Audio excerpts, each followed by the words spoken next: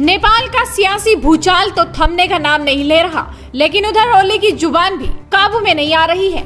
हर बार कोई न कोई विवाद लेकर सामने आ जाते हैं और इस बार फिर से नेपाल ने आपत्ति जताई है भारत के सड़क और बांध निर्माण पर। सिर्फ इतना ही नहीं बल्कि विरोध के लिए डिप्लोमेटिक नोट भी भेज दिया। दरअसल चीन की राह पर चल रहे नेपाल ने अब तक भारत के सड़क और बांधों के बनाने पर आपत्ति जताई है। नेपाल ने तर्क दिया है कि भारत की सड़क और बांध बनाने से उसके क्षेत्र में बाढ़ की समस्या पैदा हो रही है, जबकि सच्चाई तो ये है कि नेपाल से आए पानी की वजह से बिहार के कई हिस्से जलमग्न हैं। वहीं गंडक और कोसी नदी का पानी भी लगातार बढ़ता जा रहा है, जिसकी वजह से बिहार पूरी तरह डूब चुका है। खबरों के मुताबिक ओली सरकार ने भारत को बकायदा राजनयिक पत्र भेजकर सड़क और बांध निर्माण पर आपत्ति जताई है। नेपाल के सिंचाई मंत्रालय के सचिव रविंद्र नाथ श्रेष्ठ के हवाले से अखबार में लिखा गया है कि नेपाल विदेश मंत्रालय ने इस मामले में भारत को डिप्लोमेटिक नोट भेजकर आपत्ति जताई।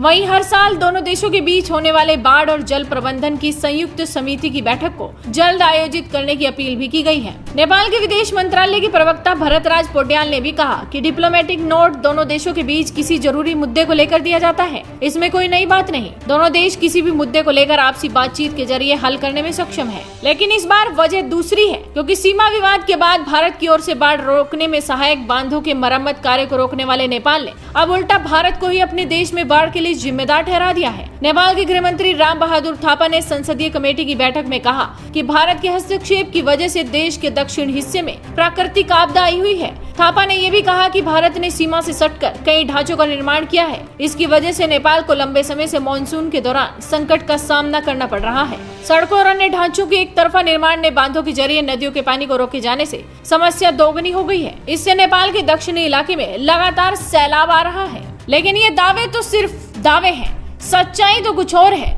नेपाल जिस बात का इल्जाम भारत पर लगा रहा है, उस बात का कसूरवार तो वो खुद ही है। लेकिन इस इल्जाम का नेपाल को जवाब जल्द ही मिलेगा। भारत इस पर बड़ा एक्शन जरूर लेगा। इस वीडियो को शेयर कीजिए, साथ ही आपके अपने चैनल हेडलाइंस इंडिया को सब्सक्राइब कीजिए।